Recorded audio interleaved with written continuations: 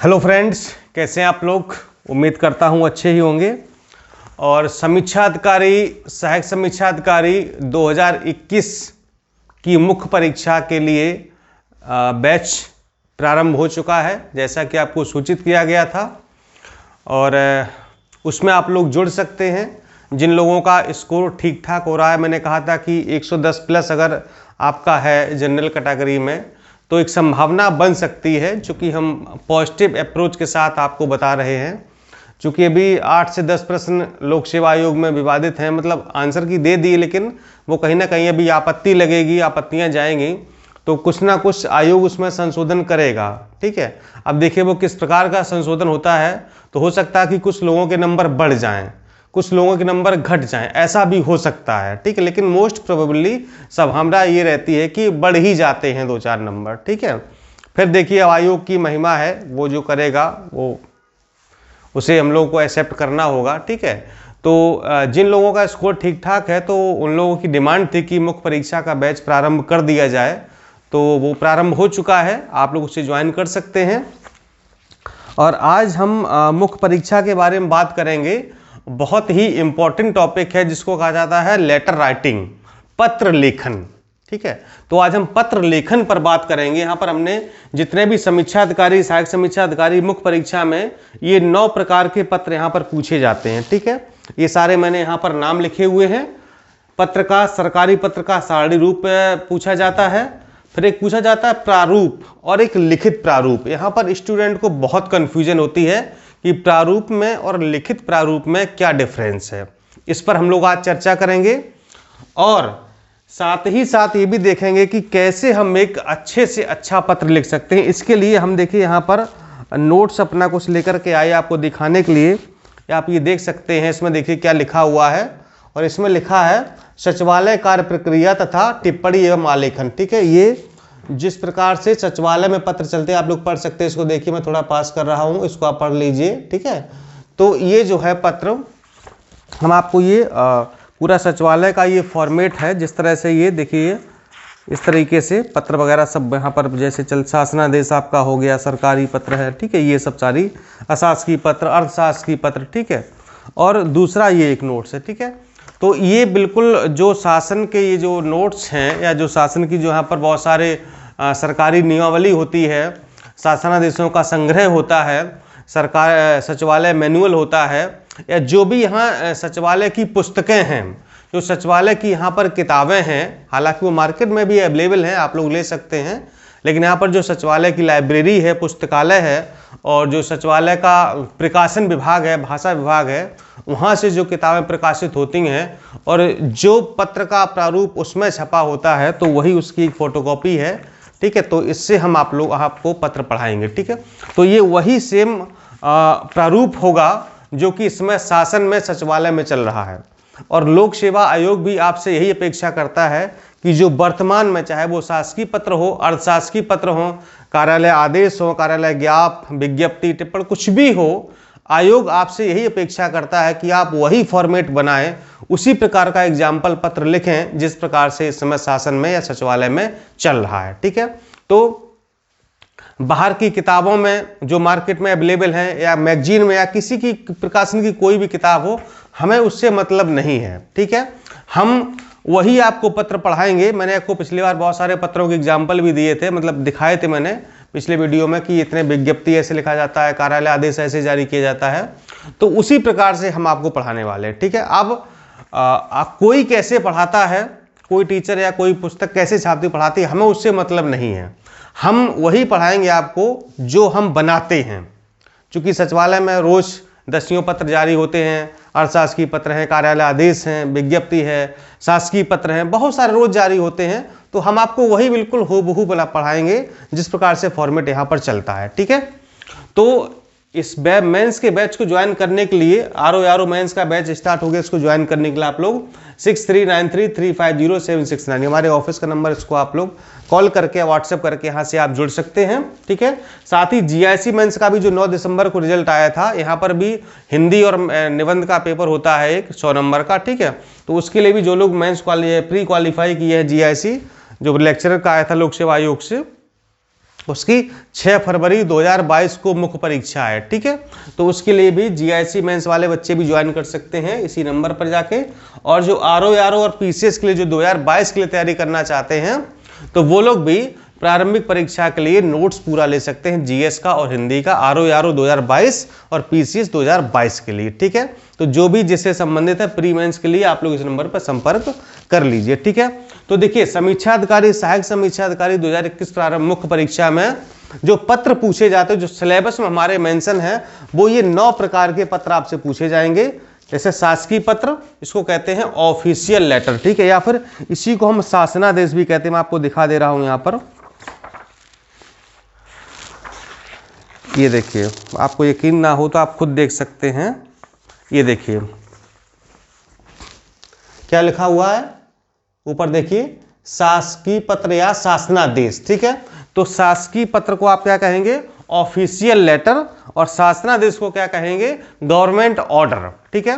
तो ये एक ही बात है, चाहे उसको हम शासकीय पत्र कह लें या फिर हम शासनादेश कह लें, तो इसको हम एक ही बात कहेंगे, ये आपका हो गया ऑफिशियल लेटर, ठीक है, ऑफिशियल लेटर, ठीक।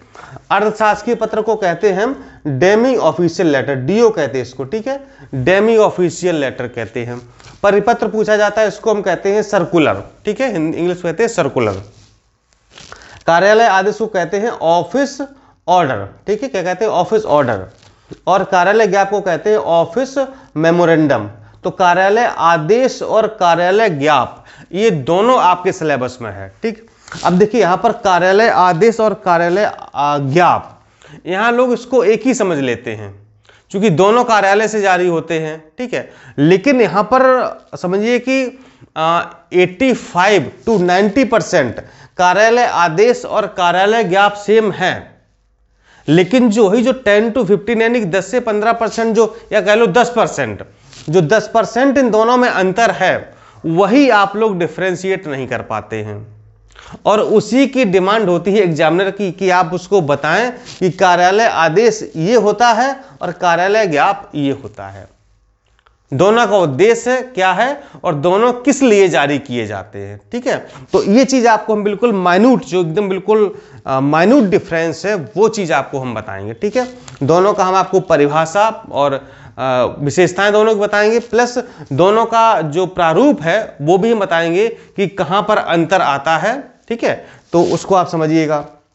विज्ञप्ति जिसको हम कहते हैं नोटिफिकेशन, ठीक है, या हम इसी को अधिसूचना भी कभी कभी कहते हैं, यानी कि विज्ञप्ति और अधिसूचना में अंतर नहीं है, विज्ञप्ति और अधिसूचना एक ही होती, ध्यान रखिएगा। नोटिफिकेशन कहते हैं दोनों को, ठीक है। इसके बाद या कभी कभी विज्ञप्ति को कम्युनिक्यू भी कहते हैं, ऐसा नहीं है, ठीक है। विज्ञप्ति को हम कम्युनिक्यू भी कहते हैं, लेकिन नोटिफिकेशन भी कहते हैं, ध्यान रखिएगा, ठीक है। और विज्ञप्ति और अधिसूचना एक ही बात होती है, ध्यान रखिए, ठीक है। अगर अधिसूचना कहीं पूछी जाए तो अब आपको यकीन ना हो, मैं आपको दिखा देता हूं। जैसे आप कहेंगे सर जो है कैसे बता रहे, 1 सेकंड रुक जाइए, मैं आपको तुरंत दिखा देता हूं।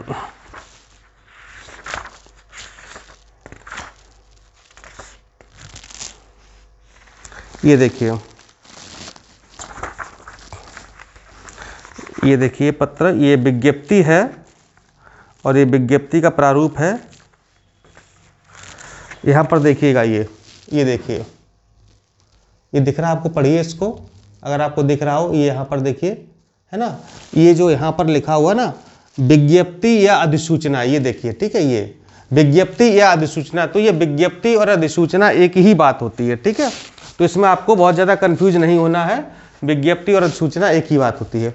अनुस्मारक को इंग्लिश में कहते हैं रिमाइंडर, ठीक है। क्यों भेजा जाता है, जब किसी पत्र का, जब किसी सरकारी पत्र का या किसी भी पत्र का जब जवाब नहीं मिलता है, इसके बाद हम उसको अपने मैटर को या इश्यूज को उनको याद दिलाने के लिए रिमाइंडर भेजते हैं कि मैंने आपको फला डेट को फला संख्या का पत्र भेजा था, लेकिन अभी तक उसका हमको जवाब या फिर उसके बारे में कोई कार्रवाई नहीं हुई है, तो हम लोग रिमाइंडर भेजते हैं, ठीक है। फिर होता है टिप्पण, जिसको कहते हैं इंग्लिश में नोटिंग, और यही नोटिंग समीक्षा अधिकारी करता है, ध्यान रखिएगा, ठीक है। यही जो नोटिंग होती है इसको हम टिप्पणी या टिप्पण कहते हैं, नोटिंग यही समीक्षा अधिकारी करता है। और इसी मतलब ये मूल काम है समीक्षा अधिकारी का, ठीक है। समीक्षा अधिकारी का ये मूल काम है कि टिप्पणी बनाना और आलेख बनाना, ये समीक्षा अधिकारी का मेन काम होता है, ठीक है। और प्रतिवेदन, इसको हम कहते हैं रिपोर्टिंग इंग्लिश में। तो प्रतिवेदन क्या होता है ये भी आपको हम पढ़ाएंगे। तो ये कुल 9 प्रकार के पत्र यहाँ से यहाँ तक आपसे परीक्षा में पूछे जाएंगे, ठीक है। इन पत्रों की परिभाषा, इनकी विशेषताएं और इनका प्रारूप, इनके एग्जाम्पल, ठीक है, और लिखित प्रारूप भी आपको बताएंगे। इतना आपसे पूछा जाएगा। और विभिन्न पत्रों के बीच में अंतर, जैसे कि शासकीय पत्र और अर्धशासकीय पत्र में क्या अंतर है, शासकीय पत्र और परिपत्र में क्या अंतर है, कार्यालय आदेश कार्यालय ज्ञापन में क्या अंतर है, या कार्यालय आदेश परिपत्र में क्या अंतर है, ठीक है। तो इन पत्रों के सारे अंतर, ठीक, तो ये हो गया। इसके अलावा एक प्रश्न आता है सरकारी पत्र का सारणी रूप लिखना, टेबुलर फॉर्म लिखना, ठीक है। और ये एक आपको पूरा सरकारी पत्र लिखा हुआ होता है, शासकीय पत्र लिखा होता है पूरा, प्रेषक से लेकर भावदी तक, ठीक है। उसको आपको क्या करना होता है, एक टेबल बनती है, टेबल में 6 कॉलम होते हैं, 6 या 7 कॉलम होते हैं, जो भी है, मैं आपको पूरा बना के दिखाऊंगा, एग्जाम्पल भी दूंगा। तो उस पत्र को आपको सारणी रूप में मतलब मेंशन करना होता है, ठीक है। ये क्यों करते हैं, ये इसलिए किया जाता है, ठीक है, कि जैसे बहुत सारे पत्र आए तो उनको पत्रों को कंसाइज करके, जैसे कि क्रम संख्या और प्रेषक कौन है भेजने वाला, जैसे दिनांक किस तारीख को आया, पत्र संख्या क्या है, प्रेषक कौन है, प्रेषिती कौन है और इसका मुख्य विषय क्या है, ठीक है। तो ये पत्र सारे क्या करते हैं, टेबल बना के कैटेगराइज कर लिए जाते हैं। अब मान लो कोई बड़ा अधिकारी, उसने पूछा कि भाई बताओ आज की डेट में कितने पत्र आए, ठीक है, या पिछले हफ्ते कितने पत्र आए, तो आपने तुरंत वो डायरी ले जाके और अपना वो पेश कर दिया, टेबल दिखा दी कि सर देखिए ये फला डेट को यहाँ से पत्र आया, इसने भेजा, पत्र संख्या ये विषय था। तो मतलब वो अब चूंकि मान लो 10 पत्र हैं तो 10 पत्र तो अधिकारी नहीं पढ़ेगा, उसके बाद इतना समय ही नहीं है, लेकिन वो कंसाइज वे में आप पूरी जब टेबल दिखा देंगे तो 10 पत्र वो आपको जो 2 मिनट में देख के खत्म कर देंगे कि सर देखिए इतने इतने पत्र आए थे, ठीक है। तो इसलिए जो है ये जो है काम करना होता है, इसको जो है पत्र को सारणी रूप में कैसे मेंशन किया जाता है, ठीक है, ये चीज करना होगा। और जो पत्र आपके होते हैं, यानी कि यहाँ पर जो पत्र हैं, ये पत्र आपके होते हैं 24 नंबर के, ठीक है। जो पत्र लेखन होता है ये वाला पोर्शन ये 24 नंबर का है, और जो सारणी रूप है ये आपका 15 नंबर का है, ठीक है। 24 नंबर में क्या पूछा जाता है, इतने पत्रों में से आपसे यहाँ पर 3 प्रश्न पूछे जाएंगे, 8 नंबर के 3 प्रश्न, ठीक है। अब इससे बता दिया कि शासकीय पत्र को परिभाषित कीजिए और उसकी विशेषताएं बताइए, 8 नंबर हो गया, या शासकीय पत्र को परिभाषित करते हुए उसका प्रारूप भी बनाइए, ठीक है। तो इस तरीके से, या अर्थशास्त्रीय पत्र को परिभाषित करते हुए इसका उदाहरण प्रस्तुत कीजिए, ठीक है। तो हालांकि इस तरह से आपके हम बहुत सारे मॉडल पेपर देंगे, हिंदी के आपको हम 10 मॉडल पेपर देंगे, ठीक है। निबंध के 5 मॉडल पेपर मिलेंगे, वो आपको सारे हल करने हैं, ठीक है। हल करके हमको कॉपी भेजना है, वो कॉपी आपकी चेक की जाएगी, क्लियर। और जो टेबुलर फॉर्म है ये आपका 15 नंबर का होता है। तो जो कुल पत्र होते हैं ये आपका 39 नंबर का होता है, 39, यानी कि लगभग 40% पेपर तो सिर्फ पत्र का ही है। 100, और हिंदी कितनी होती है, हिंदी आपकी टोटल होगी 100 नंबर की, जिसमें 40 नंबर के पत्र ही है, ठीक है। तो पत्र पर आपकी बहुत कमांड होनी चाहिए, और ऐसे पत्र लिखें कि जैसे शासन में लिखे जा रहे हैं, ठीक है। इसलिए जो मार्केट में किताबें हैं उन पर भरोसा बिल्कुल भी करने की आवश्यकता नहीं है, और ना ही करने लायक है, क्योंकि किसी पर किताब में आप देखेंगे तो कहीं कुछ और फॉर्मेट होगा, किसी और में देखेंगे तो आपको कुछ फॉर्मेट मिलेगा, पुरानी किताबें देखेंगे तो कुछ और फॉर्मेट मिलेगा। अब आपको लगेगा कि ये सही फॉर्मेट क्या है, हम परीक्षा में क्या लिखें, तो परीक्षा में लिखें आप ये वाला, ये चूंकि ये शासन का है, ये आपको शासन का है, ये आपको लिखना है भैया, ठीक है, तभी बात बन पाएगी। तो इसमें सब बताया जाएगा कि पत्र संख्या कहाँ डालनी है, दिनांक कहाँ लिखना है, कहाँ कॉमा लगेगा, कहाँ पूर्णविराम लगेगा, कहाँ से पैरा चेंज होगा, कहाँ से नंबरिंग होगी, कहाँ विषय डाला जाएगा, कहाँ भावदी लिखा जाएगा, नाम पदनाम हस्ताक्षर ब्रैकेट लगेगा कि नहीं लगेगा, प्रतिलिपि कैसे भेजनी है, कितने लोगों को भेजनी है, आज्ञा से लिखा जाएगा, कौन कहाँ पर साइन करेगा, ये सारी बातें आपको, चूंकि हम तो रोज अधिकारियों से साइन करवाने रोज पत्र जारी होते हैं, कभी यहाँ कभी वहाँ, तो साइन होता ही, कौन उसको जो आज्ञा से लिखता है, साइन करता है, तो कौन कहाँ पर भावदी में साइन करता है, ठीक है। तो ये सारी चीजें हैं, बिल्कुल बारीकी से आपको एक एक पत्र हम पढ़ाएंगे, ठीक है। उसके लिए आप लोग निश्चिंत रहिए। तो ये 39 नंबर जो आपके हैं, ये मेरे हिसाब से, अगर इसमें आपने मेरे हिसाब से मेहनत कर ली, मतलब जैसे मैंने पढ़ाया और पढ़ लिया, तो मैं कहता हूं कि कम से कम 35 प्लस तो इसमें आप पा सकते हैं। हाँ भाई बिल्कुल, इसमें सॉलिड नंबर होते हैं। मान लो आप टेबुलर फॉर्म बनाया, ठीक, और सही से हो गया तो 15 में आपको कम से कम 13 नंबर मिल जाएंगे, 14 भी मिल सकते हैं भाई, कोई गलती नहीं है, सही लिखा है तो फिर क्यों नंबर कटेंगे, नहीं कटेंगे, ठीक है। और मान लो यहाँ पर आपको शासकीय पत्र का परिभाषा पूछी और आपको प्रारूप पूछा, दोनों आपने बना दिया, ठीक है। परिभाषा अच्छी खासी आपने 4-5 लाइन में लिख दी, कुछ और 2-4 मैंने पॉइंट बता दिए इंपॉर्टेंट, वो लिख दिए, प्रारूप बना दिया, बात खत्म हो गई। एग्जाम्पल पूछा, एग्जाम्पल पूरा पूरा लिख दिया, प्रतिलिपि भेज दी, और क्या चाहिए भाई, प्रश्नांकन कर दिया, यही चाहता है एग्जामिनर। लेकिन उसका फॉर्मेट एकदम से एग्जैक्ट होना चाहिए, ठीक है। तो यहां तो आपके हम 35+ नंबर लाने का दावा आपसे कर सकते हैं कि आपने अगर मेरे हिसाब से ये पत्र पढ़ लिए तो फिर कोई दिक्कत आपको नहीं होने वाली है, ठीक है। और हाँ, प्रारूप और लिखित प्रारूप, ये सबसे बड़ी बात, ठीक है। तो देखिए जो प्रारूप आपको हम पढ़ाएंगे, प्रारूप में हम क्या करते हैं, जो डॉट डॉट करके छोड़ देते हैं ना, ठीक है, मतलब पूरा नहीं लिखते हैं, वो क्या होता है, प्रारूप। तो प्रारूप ही आपको बना के बताएंगे, ठीक है। और लिखित प्रारूप देखिए क्या है, अब यहां पर एक शब्द जोड़ दिया गया है, लिखित। हालांकि मैं आपको बता दूं, हिंदी की जितनी भी किताबें हैं या जितनी मैगजीन है या कोई प्रकाशन वाला हो, जो लिखित प्रारूप शब्द है ना, ये आपको कहीं नहीं मिलेगा। चाहे वो हरदोई बहारी हैं, PN पांडे हैं, वासुदेव प्रसाद हैं, सुशील कुमार, कोई भी किताब हो जो लिखित प्रारूप है, ये कहीं पर दिया ही नहीं गया है। दूसरी चीज, लोक सेवा आयोग ने भी लिखित प्रारूप के बारे में कुछ नहीं बताया है। भाई प्रारूप तो सबको पता है, उदाहरण सबको पता है कि भाई जब प्रारूप पूछा जाए तो आपको डॉट डॉट करके छोड़ देना है, ठीक है। उदाहरण पूछा जाए तो आपको पूरा लिखना है, पूरा मतलब पत्र संख्या से लेकर के भौदी तक या आज्ञा से तक लिखना है, पूरा कंप्लीट लिखना है, प्रतिलिपि भेजना है, ठीक, किसको उसको भेजी जाएगी। लेकिन अगर लिखित प्रारूप पूछ दिया जाए तो लोक सेवा आयोग ने भी इस बात को आज तक ओपन नहीं किया है कि आप लिखित प्रारूप में लिखोगे क्या, ठीक है।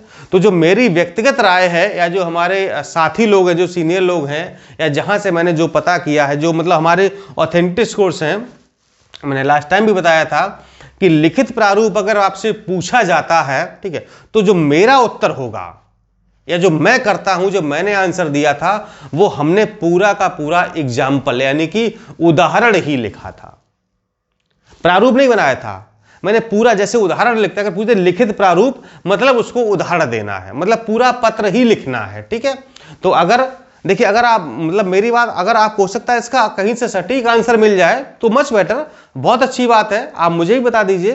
भाई मैंने तो बहुत सर्च किया, बड़े जो हिंदी के विद्वान थे उन लोगों से पूछा कि सर लिखित प्रारूप में क्या लिखा जाए, तो उन्होंने भी यही सजेस्ट किया है कि लिखित प्रारूप में अगर आप उदाहरण लिखते हैं तो वो ज्यादा अच्छा माना जाएगा, ठीक है। क्योंकि लिखित शब्द लिख गया मतलब वहां पर सब कुछ आपको लिखना, पूरा मेंशन करना, ठीक है। और ध्यान रखिए, जहां पर लिखित प्रारूप अगर पूछा गया होगा तो वहां पर फिर उदाहरण का जिक्र नहीं होगा, आप ध्यान रखिएगा, ठीक है। इसलिए जब भी किसी भी पत्र का लिखित प्रारूप अगर पूछा जाता है तो आप वहां पर उदाहरण ही लिख कर आए तो ज्यादा अच्छा होगा।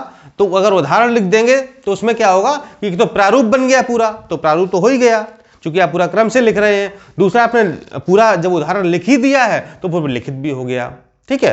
तो मतलब इसको आप जो है अगर इस तरीके से करते हैं तो वो अच्छा रहेगा, ठीक है। बाकी आपको अगर कहीं और इससे अच्छा मिल जाता है तो आप बिल्कुल वो उस तरीके से लिख सकते हैं, ठीक है। लेकिन मेरा तरीका यही है और मैंने जो भी हमारे सोर्सेज मैंने जो पता किया है वो यही है, ठीक है।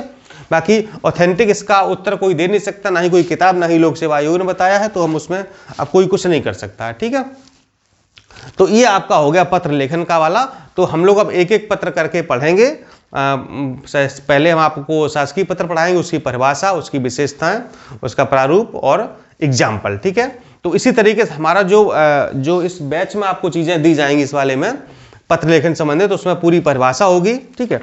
अब जैसे मैं आपको थोड़ा सा यहाँ ये देखिए है यहाँ पर, जैसे ये पत्र है शासनाधिशास की, तो परिभाषा, तो इसमें परिभाषा जो है इस वाले में दी गई है, ठीक। परिभाषा इसमें दी गई है, उसमें लिखा है कि किन परिस्थितियों में ये प्रयोग किया जाएगा, यानी शासकीय पत्र किन किन परिस्थितियों में प्रयोग किया जाएगा। फिर पत्र का आलेख प्रस्तुत करते समय ध्यान में रखने योग्य बिंदु, यानी जब आलेख बना रहे हो तो उस समय, यानी ड्राफ्ट यानी कि पत्र लिख रहे हो तो उस समय कौन कौन से बिंदुओं पर ध्यान हमको देना चाहिए, ये सारी बातें, ये सारे देखिए 8-10 जो है पूरे पॉइंट दिए हुए हैं, ठीक है। तो ये सब आपको हम पूरा नोट्स बना के PDF बना के देंगे, ठीक है। फिर इसकी विशेषताएं क्या होंगी और इसके बाद प्रारूप इसका क्या होगा, और कम से कम प्रत्येक पत्र के आपको 2-2 एग्जाम्पल पूरे लिखे हुए मिलेंगे, ठीक है, प्रतिलिपि सहित। तो ये इतना आपको पूरा हर पत्र का इसी प्रकार से परिभाषा, उसका विशेषताएं, प्रारूप और 2-2 एग्जाम्पल लिखे हुए, ठीक है। ये पूरा आपको हर पत्र का सारे 9 के 9 पत्र हैं, 9 का पूरा कंप्लीट मिलेगा। जो सारणी रूप है ये पूरा सारणी का रूप एक मतलब टेबल का प्रारूप मिलेगा, और 2-3 जो इसमें हम सारणी रूप में पत्र आपको लिख के दिखाएंगे वो भी आपको मिलेंगे। तो इस तरीके से 39 नंबर आपके 39 मार्क्स यहाँ पर कंप्लीट करवाएंगे, ठीक है। तो चलिए दोस्तों, आप लोग जो है मेंस के बैच को यहाँ पर ज्वाइन कर लीजिए, और जो जीआईसी मेंस वाले हैं या आरओ पीसीएस प्री वाले हैं 2022 के लिए, वो लोग भी ज्वाइन कर सकते हैं। और फिर हम लोग एक एक पत्र पढ़ते हैं लेकर के, ठीक है। बाकी आप लोग ज्वाइन करते रहिए। Okay, thank you.